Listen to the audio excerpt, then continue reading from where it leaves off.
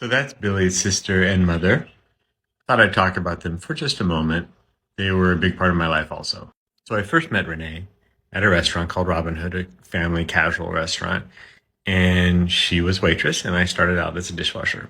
I worked my way up over the years into the head night cook, and she was a hostess. I loved working with her, and I think that's why I stayed there for so many years. We became fast friends.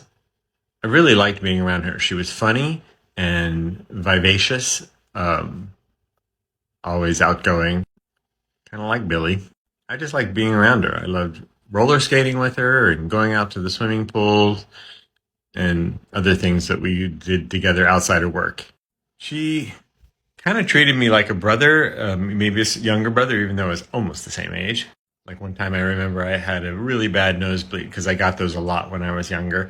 And it was so bad at work that she took me into the bathroom. She helped clean me up, got me a new shirt, etc. And then she actually took care of my part of my shift until I could get it under control. But that was her, always helping. Billy's mother was a lot like them. She was always happy, always loving, always just enveloped anybody around her with her nurturing and love. Over the time I got to know them, I learned that she actually had a lot of trauma in her life, and yet she was able to see the beauty and optimism of the world and love pretty much anybody she came in contact with. I spent a lot of time at that house. So much so that once I was there with Billy and his younger brother, and we were sitting on the couch, probably watching Gilligan's Island. I was just hanging out like I often did.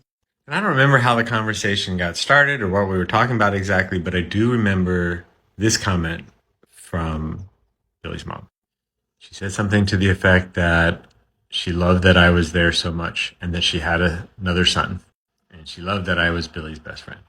The feeling was mutual. I was very happy to have a second mom and to be with that family where I felt secure and safe and loved. And it was just a wonderful feeling to be there. I actually don't know if Renee or her mother, their mother, ever knew that Billy and I were more than just best friends. But I like to think that if things had turned out differently, I actually believe that Billy's mother would have been loving and supportive, as would have Renee, because that's who they were. I did get to meet Renee and her mother again after I had come back from Korea. That's another story later. But our lives diverged, and they both have passed now, 15 and 25 years ago, I think. And I miss them, even today.